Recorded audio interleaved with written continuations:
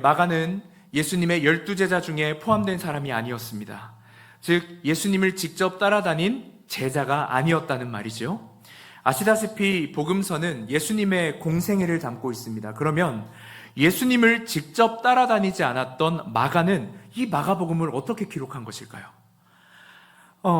알렉산드리아의 클레멘트나 제롬과 같은 분들에 의하면 어느 날 베드로가 이 가이사의 기병대 앞에서 공개적으로 복음을 전하고 있었다고 합니다. 그때 로마의 형제들이 이 베드로의 설교를 듣고 마가에게 베드로의 설교를 문서로 남겨달라고 요청했다는 그런 전승이 있습니다. 그렇게 기록된 책이 바로 마가복음이다, 이렇게 생각하면 좋을 것 같습니다.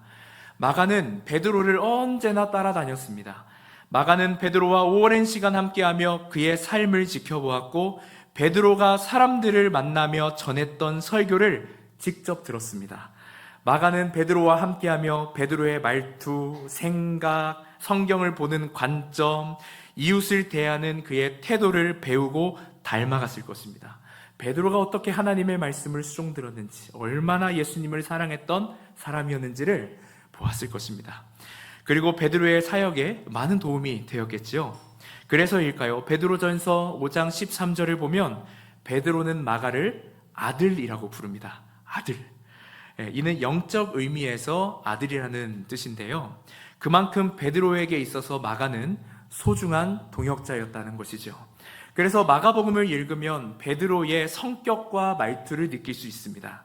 또 베드로의 설교로부터 기록되었기 때문인지 마가복음은 짧고 간결하지만 생생하고도 강력한 복음의 힘이 느껴집니다.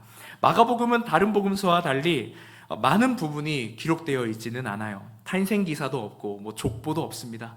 또 세례 요한의 그런 내용이 있기는 하지만 매우 간단하게 기록되어 있습니다. 예수님의 교훈도 다른 복음서에 비해서 분량이 매우 적습니다. 마가복음을 읽어보면 예수님의 비유가 한 장밖에 없어요. 또한 마가복음은 베드로의 그 설교로부터 기인되었다라고 우리가 했었는데요. 그런데 참 특이하게도 베드로가 예수님께 칭찬받았던 내용이 한 구절도 없습니다. 대표적으로 여러분 무엇이 떠오르십니까? 주는 그리스도시요, 살아계신 하나님의 아들입니다라고 하는 신앙 고백을 드렸을 때 예수님께 칭찬받았던 내용이 없어요. 그리고 자신의 신앙을 자랑할 만한 그런 사건들도 기록해 놓지 않았습니다. 예를 들면 물 위를 걸었던 사건이라든지 자신이 예수님의 어떤 수제자라고 하는 그런 타이틀이라든지 뭐라도 있으면 좋겠는데 없어요. 그런데 또 베드로가 예수님께 책망받았던 것은 그대로 기록해 놓았습니다. 예수님한테 혼났던 것은 그대로 기록을 해 놓았어요. 우리는 베드로가 무언가를 의도하면서 말씀을 전했다고 밖에 볼 수 없죠. 자, 자신이 칭찬받은 부분은 빼고 자신의 연약함은 드러내면서 베드로는 무엇을 강조하고 싶었을까요? 1절입니다. 하나님의 아들 예수 그리스도의 복음의 시작이라. 여러분, 복음을 강조합니다. 여러분, 마가가 이 부분을 얼마나 가슴 벅차게 선포하고 있는지 몰라요. 우리가 개역개정으로 읽을 때에는 시작을 동사로 표현해서 시작이라 이렇게 표현을 했는데 원어로 보면 명사입니다. 1절에는 동사가 없어요. 그러면 이렇게 읽을 수 있겠죠? 예수 그리스도의 복음의 시작. 여러분, 우리가 서로 대화할 때 동사가 없으면 어떤 느낌이 나죠? 제가 여러분에게 우리 같이 예배? 우리 같이 예배 뭐 이렇게 하면은 여러분 어떤가요? 뭔가 투박하죠. 뭔가 투박하기도 하고 또 형식적인 것보다 뭔가 주제에 더 관심이 있어 보입니다. 뭔가 또 본질에 관심이 있어 보인다는 것이죠. 무엇보다 동사가 없으니까 숨이 가빠요. 우리 함께 예배 좀 가쁘죠. 그래서 말하는 이의 간절함이 더 느껴집니다. 지금 마가는 베드로의 설교를 듣고 베드로가 가졌던 복음의 간절함을 함께 품고 마가복음을 기록한 것이죠. 여러분, 오직 복음입니다. 오직 복음. 잠시 베드로와 마가가 이 복음을 대했던 마음과 태도를 생각하면서 여러분, 우리를 돌아볼 수 있기를 원합니다. 여러분, 우리 교회 다니는 사람들, 자기 자랑하는 거 얼마나 좋아하는지요. 내가 어디 교회 다녔었다고, 우리 교회 성도 몇 명이라고, 내가 한번 설교했는데 몇 명이 회심했다고. 저는 그런 적이 없지만 몇 명이 회심했다고, 우리 교회 몇 년 됐다고, 우리 교회에 이런 전통이 있다고, 외국에 몇 교회 세웠다고, 우리 교회는 얼마 들여서 이거 만들었다고, 나는 이런 병에서 고쳐졌다고, 사업이 잘 되었다고, 옛날에 잘 나가던 누구 목사에게 제자 훈련 받았다고, 교회 다닌 지 40년, 50년이 나는 지났다고 등등. 예수님께 직접 칭찬받을 만한 일 했다고. 여러분, 우리는 얼마나 떠벌리고 자랑하는 걸 좋아합니까? 어떨 때는 실제로 있었던 것보다 더 과장하고 부풀려 말하기도 하죠. 여러분, 베드로는 자기가 칭찬받은 거, 자기에게 조금이라도 영광이 돌아올 수 있는 것에 대해서 아예 말을 하지 않았습니다. 심지어 자기 아들처럼 데리고 다니던 마가에게조차 그것을 말하지 않았습니다. 그래서 마가복음에 베드로의 자랑거리가, 그런 또 칭찬들이 기록되지 않았던 것이겠죠. 베드로의 관심은 오직 복음이었습니다. 그런 의미에서 마가복음이 우리에게 가르쳐주는 복음 앞에서의 첫 번째 자세는 오직 복음만을 드러내기 위한 겸손입니다. 여러분, 다 같이 한번 읽어주시겠습니까? 오직 복음만을 드러내기 위한 겸손. 제가 청소년들을 자주 만나는데요, 아이들과 대화해보면 가끔 부모님들이나 교회 어른들이 아이들에게 바라는 꿈에 대해 들어요. 저는 음악을 하고 싶은데 저희 부모님은 공부하래요. 저는 재능이 없대요. 그래서 부모님이 저랑 상의도 없이 음악학원을 끊으셨어요. 또 어떤 아이들은 저는 교회에서 예배 드리는 게 좋아요. 친구들 만나는 게 좋아요. 교제하는 게 좋고요. 그런데 부모님은 학원이 더 중요하대요. 엄마는 제가 앞으로 갈 대학이 요구하는 성적을 받으려면 교회 말고 학원을 가야 된대요. 그래서 이번 주일도 교회 못 가요. 우리 부모님들 바쁘신 중에서도 자녀 키우신다고 얼마나 고생이 많으신지요. 아이가 잘 됐으면 좋겠다는 마음, 아이가 많은 걸 누리길 원하는 마음으로 최선을 다해 양육하시는 우리 부모님들 너무 고생이 많으십니다. 저도 이제 새 자녀의 아버지가 되고 아이들도 이제 나이가 조금씩 먹어가니까 점점 부담이 되는 게 사실이더라고요. 최선을 다해야겠더라고요. 얼마나 부담이 되실까 싶습니다. 또 이 부모의 마음을 또 자식놈들이 모르잖아요. 그러니까 섭섭하기도 할 텐데 참 존경하는 우리 부모님들이 있습니다. 제가 그 부모님들을 만나보니까 부모님들이 보통 이렇게 나누어지더라고요. 좋은 대학을 나온 부모님, 뱃살이 나온 부모님. 저는 뱃살이 나온 부모입니다. 치킨입니다. 아무튼 이 두 부모님의 공통점은 각자의 자리에서 최선을 다하신다는 거예요. 정말 최선을 다하십니다. 그런데 생각보다 많은 부모님께서 그 최선을 다하는 과정 가운데 언제부턴가 자신의 꿈을 자녀를 통해 이루고 싶어 하세요. 무언가에 진지하게 임하는 자녀의 모습을 보니까 욕심이 생기는 거죠. 또 사람의 욕심이라는 게 여러분 알게 모르게 이렇게 좀 커지잖아요. 그러나 아시다시피 욕심이 많아지면 교육이 점점 변질이 될 수 있어요. 그러다 결국 아무런 준비가 되지 않은 아이를 세상에 위탁해버립니다. 가정 안에서 부모가 자녀에게 가르쳐주고 보여줘야 할 복음이 있습니다. 하나님께서 내 자녀에게 가르쳐 주시고자 하는 방향과 목적이 있습니다. 그러나 부모가 자신의 꿈을 이루기 위해서 자녀를 교육하기 시작하면, 어떠한 탐욕을 가지고 자녀를 교육하기 시작하면 복음을, 방향을, 삶의 기준을 자녀에게 알려주지 않은 채 무작정 아이를 세상 전문가에게 위탁해버리는 실수를 범해요. 제가 또 이렇게 말씀하면 그러니까 교회에 보내지 않냐고 말씀하세요. 그러니까 교회에 보내지, 우리 교회는 목사님이 계시지 않습니까? 이렇게 얘기하는데, 여러분, 자녀가 교회에 있는 시간은 끽해봤자 1시간입니다. 길면 3시간, 조금 더 길면 5시간. 근데 5시간까지 가는 아이들은 원체 좀 달라요. 솔직히 말하면 좀 다른 감이 있어요. 끽해봤자 1시간입니다. 평균입니다. 여러분, 심지어 이 1시간도 매주 오는 게 아니에요. 부모님에게는 교회 간다고 말해놓고 도망치고, 또 가족끼리 여행 가고, 친구들 만나러 가고 난립니다. 여러분, 결국엔 가정에서부터 시작되어야 합니다. 일상에서 만들어진 습관은 세계관을 만들어내죠. 여러분, 우리 자녀에게, 우리 다음 세대에게 어떤 세계관을 만들어주고 싶으신지요? 당연히 가장 좋은 세계관을 만들어주고 싶죠. 당연히. 그러면 가장 좋은 세계관이 무엇입니까? 가장 좋은 세계관이 무엇입니까? 사람을 살리는 세계관. 고난을 이겨내고 일어서는 법을 배우는 세계관. 사람이 좀 넉넉하게 되어지고 그렇게 사람을 품고 사랑할 줄 아는 세계관.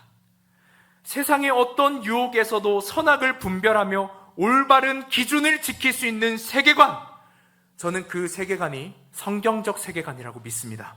성경적 세계관은 하나님께서 본래 사람에게 주시고자 하셨던 세계관입니다.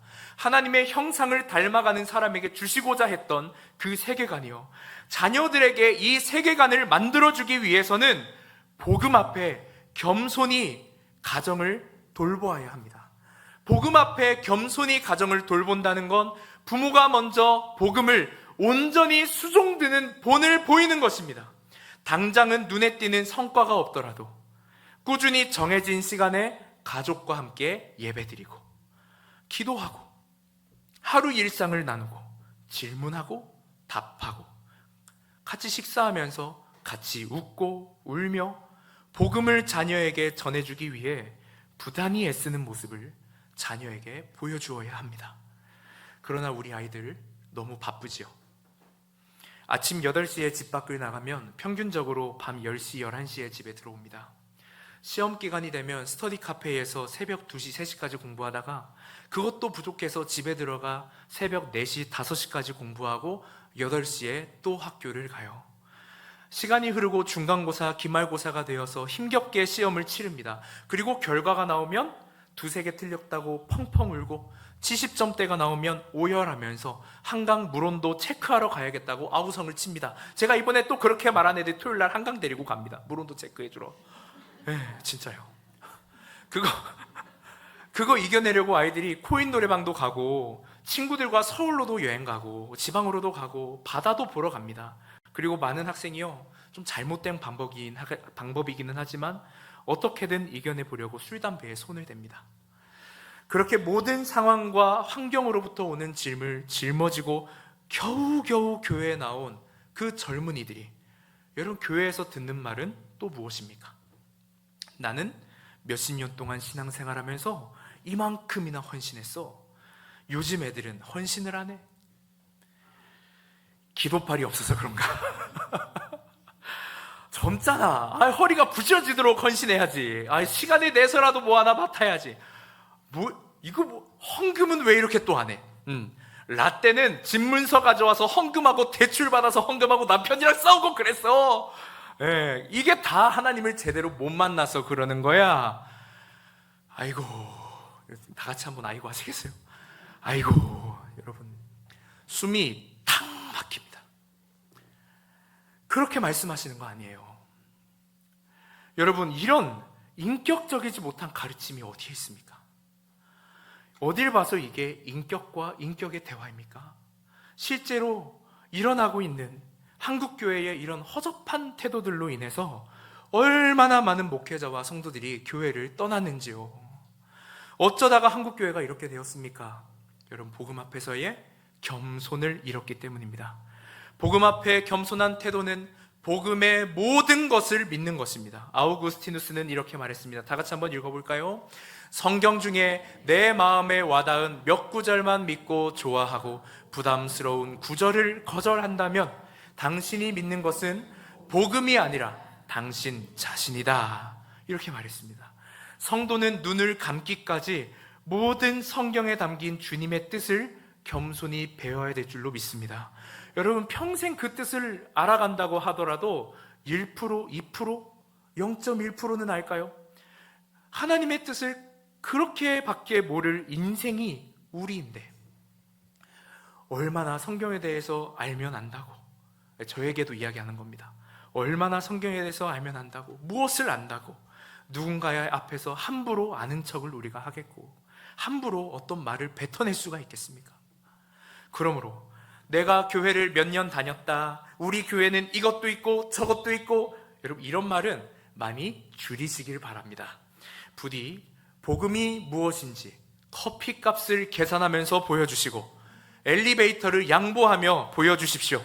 지나가는 아이들에게 떡볶이를 사주며 복음으로 보여주시고 그레이스 카페에서 부모님을 기다리고 있는 자녀에게 음료를 내어주며 아들아, 우리가 너 응원한다, 너 잘하고 있다, 축복하면서 복음을 보여주시길 부탁드립니다. 여러분, 우리의 복음이 무엇입니까? 우리의 복음은 무엇입니까? 그리고 우리의 복음은 어떤 결과를 가져왔습니까? 헬레니즘 시대의 복음은 황제의 탄생이나 권력 승계 같은 일들, 또는 황제의 방문과 연결되어서 사용되었습니다. 실제로 로마의 황제들은 자신들이 신으로 추앙되기 위하여 사람들에게 많은 핍박을 가했습니다. 엄청난 세금을 징수했고 황제를 위한 성전을 세웠으며 황제의 얼굴이 들어간 주화를 만들었습니다. 또한 황제의 말을 듣지 않거나 반역을 꿈꾸는 사람들에게는 그들의 가족과 그들을 지지한 사람들을 모조리 싸잡아 죽였습니다. 황제들은 말 그대로 황제의 나라, 특정 사람들만 행복한 그런 나라를 꿈꾸며 복음이라고 하는 단어를 사용하게 했습니다. 제가 그 국민이었다면 별로 그 나라에 살고 싶지 않았을 것 같습니다. 그야말로 악이 창궐하는 나라이기 때문에 그렇습니다. 바로 이와 같은 때에 마가복음은 복음의 시작을 알리면서 선지자 이사야의 글을 가져와서 그 복음이, 그 일이 어디서 어떻게 이루어지는지를 선포합니다. 여러분 2절부터 5절까지의 말씀을 다 같이 읽어보시겠습니다. 선지자 이사야의 글에 보라, 내가 내 사자를 내 앞에 보내노니 그가 내 길을 준비하리라. 광야에 외치는 자의 소리가 있어 이르되 너희는 주의 길을 준비하라. 그의 오실 길을 곧게 하라. 기록된 것과 같이 세례 요한이 광야에 이르러 죄사함을 받게 하는 회개의 세례를 전파하니 온 유대 지방과 예루살렘 사람이 다 나아가 자기 죄를 자복하고 요단강에서 그에게 세례를 받더라. 아멘. 여러분, 광야에서 외치는 자, 세례 요한이 광야에서 세례를 베풀고 있었다고 합니다. 광야도 그렇고 세례 요한도 그렇고 모든 것이 예수님의 세례를 위한 배경이 되어지고 있습니다. 그런데 왜 하필 광야일까요? 왜 하나님께서는 이사야 선지자 때부터 일찍이 광야를 말씀하셨을까요?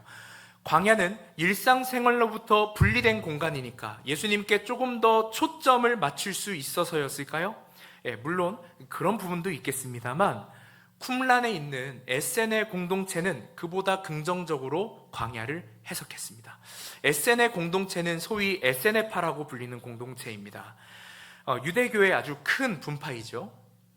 그들의 본부는 쿰란에 있었고 현재까지도 그 유적이 남아 있습니다. 그들이 광야를 어떻게 긍정적으로 해석했는지를 알려면 구약과 신약의 그 중간기 때의 역사를 우리가 조금 살펴야 합니다. 기원전 167년 정도에 안티오코스 4세가 유대교를 억압하고 그들을 헬라화시키려고 했습니다. 그래서 성전 중심에 이방 신상을 세우고 율법을 폐지하기도 했어요.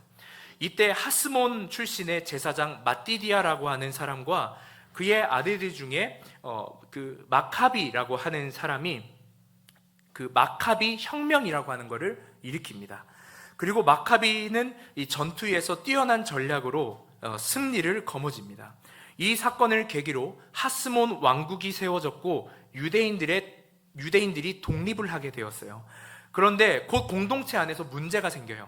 마카비의 동생 요나단이라고 하는 사람이 유대 총독이 되면서 스스로 대제사장에 오른 사건이 문제의 시작이었습니다.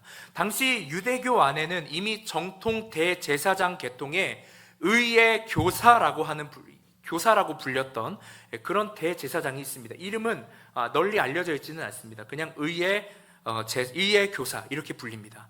그런데 이 요나단이 불법으로 그 자리를 차지해버린 거예요.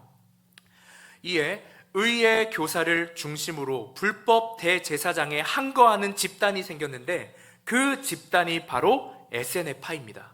에세네파는 끝까지 그 신앙의 순수성을 유지하기 위해서 끝까지 이 정치 세력과 싸우지 않고 정치적인 갈등을 피했고 쿰란으로 자리를 옮겨서 독립적인 공동체를 형성하게 된 것이죠. 비록 에세네 공동체는 갈등을 피해서 쿰란으로 갔지만 그들은 하나님께서 불법 제사장들에게 항거하는 자신들을 도와주실 거라고 믿었습니다. 하나님 우리 편이라고 믿었던 거죠. 그래서 그들이 꿈꾸는 메시아는 군사적인 메시아, 군사적인 메시아요, 진정한 의의 교사가 되시는 메시아였습니다. 그리고 그들은 그 기대가 실현되는 곳이 바로 광야라고 여겼습니다. 즉 에세네 공동체에게 있어서 광야는 소망의 장소였던 것입니다. 그들은 이사야 선지자의 예언들을 읽으면서 광야는 우리가 새롭게 시작할 장소라고 여겼던 것이죠. 그들에게 있어서 광야는 출애굽한 이스라엘 백성들을 자기 백성으로 삼으신 하나님의 은혜가 임한 장소였고, 백성이 하나님을 신뢰하는 법을 배우는 장소였습니다. 또한 하나님 앞에 위로를 받고 희망을 발견하는 그런 장소이기도 했죠. 실제로 로마 폭정을 피해온 난민들이 이와 같은 믿음과 신념을 가진 에세네파에 많이 유입되기도 했습니다. 이처럼 그들에게 광야는 새로운 출애굽이 일어나는 장소였고 새로운 시작이라고 하는 소망이 담긴 장소였습니다. 그들이 기대했던 군사적인 메시아는 비록 하나님께서 바라시는 모습은 아니었지만 광야에 대한 그들의 신학적인 고찰은 매우 의미가 있습니다. 저는 광야가 소망의 장소요, 또 새로운 시작을 담은 장소라고 하는 면에서 마가가 우리에게 전달해 주고자 하는 광야의 의미와 일맥상통한다고 생각합니다. 광야는 정말 소망을 전하는 자리였습니다. 광야는 정말 새로운 시작을 알리는 자리였습니다. 여러분, 어떤 소망입니까? 8절에 세례 요한이 이처럼 선포합니다. 다 같이 읽겠습니다. 나는 너희에게 물로 세례를 베풀었거니와 그는 너희에게 성령으로 세례를 베푸시리라. 아멘. 어떤 소망입니까? 성령을 받을 수 있다는 소망입니다. 요한복음 3장 5절을 보면 니고데모와 예수님의 대화 가운데 성령이 등장하죠. 이 성령께서는 위로부터 태어나게 하시는 영입니다. 다시 말해서 은혜로 태어나게 한다는 것입니다. 그래서 두 번째, 우리가 복음 앞에서 가져야 할 자세는 성령의 인도를 따르는 겸손함입니다. 성령으로 말미암아 새롭게 태어난 사람들은 성령의 인도함을 받습니다. 그리고 성령의 인도함 앞에서 겸손한 태도를 가지려고 합니다. 그래서 하나님의 은혜로 다시 태어난 사람은 어렵고 힘든 광야를 걸어도 성령 안에서 은혜의 복음을 붙잡습니다.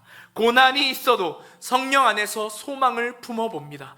죽음과 같은 고통 때문에 절망할 때에도 성령이 계시기에 다시 시작할 용기를 얻습니다. 생각보다 쉽지 않은 삶이고 참 고단하기도 하지만 그래도 성령과 함께 살아보려고 합니다. 더 나아가 성령 안에서 사람들과 교제를 시작할 용기가 생깁니다. 성령 안에서 한 영혼을 인격적으로 대하는 법을 배웁니다. 성령 안에서 교회를 어떻게 섬겨야 할지를 생각하고 성령 안에서 교회 안에 어떠한 마음과 생각을 가지고 우리가 교회의 일들을 이루어 나가야 하는지를 고민하고 그 길로 나아갑니다. 우리는 이렇게 말하는 걸 굉장히 쉽게 생각을 하죠. 너 요새 무슨 일 있지? 교회 안 나오더라. 야, 내가 너 지금 큰일 난 거 다 알아. 거기 새벽 예배 안 나와서 그래. 이런 거. 여러분, 그렇게 말하는 거 아니죠. 성령이 내 안에 계시다면 여러분 어떻게 말해야겠습니까? 아파? 여러분 저를 한번 따라해 주시겠습니까? 아파? 걱정 있어? 얼마나 힘들어? 내가 기도할게. 여러분, 이게 좀 우리의 입에 붙었으면 좋겠습니다. 걱정 있어? 아파? 얼마나 힘들어? 여러분, 그런데 우리는 이렇게 말할 줄은 모르죠. 광야에서 성령과 교제한 일상이 적으면 적을수록 하나님이 우리를 어떻게 대하셨는지를 잊게 되는 것 같습니다. 여러분, 하나님은 우리를 그렇게 대하지 않으셨어요. 그런데요, 여러분 해보셨겠지만 이거 진짜 잘 안 됩니다. 어려울 때 기도해야죠. 네, 그런데 잘 안 됩니다. 힘겨워도 이겨내야죠. 잘 안 됩니다. 이웃에게 좋은 말, 고운 말, 사랑스러운 말, 아름다운 말 써야죠. 그런데 이거 정말 잘 안 됩니다. 성령께서 이럴 때 저런 말, 저럴 때 이런 말 가르쳐 주시면 참 좋겠는데 침묵하시죠. 그러면 성령께서 일하시지 않는 것일까요? 아닙니다. 성령께서는 안 되는 걸로도 일하십니다. 오히려 그 지점에서 하나님의 은혜가 들어오죠. 역설입니다. 하나님은 안 되는 것을 통해서 더 자라나게 하십니다. 안 되고 실패했던 것을 통해 결국 무언가를 극복하게 하십니다. 하나님은 안 되고 실패했던 일에 은혜를 더하십니다. 그렇게 우리가 살아가고 나아가고 일어나며 실력을 쌓아가는 그 모든 은혜를 누리는 곳이 바로 하나님 나라입니다. 그래서 마지막으로 우리가 복음 앞에서 가져야 할 자세는 하나님 나라를 향해 나아가는 겸손이라고 할 수 있겠습니다. 다 같이 한번 읽어볼까요? 하나님 나라를 향해 나아가는 겸손. 아멘. 여러분, 우리 삶에 이 복음이 이미 시작되었습니다. 복음 앞에서의 겸손, 오직 복음만을 드러내기 위한 겸손, 성령의 인도를 따르는 겸손, 하나님 나라를 향해 나아가는 겸손이 저와 여러분의 것 되기를 주님의 이름으로 축복합니다. 아멘.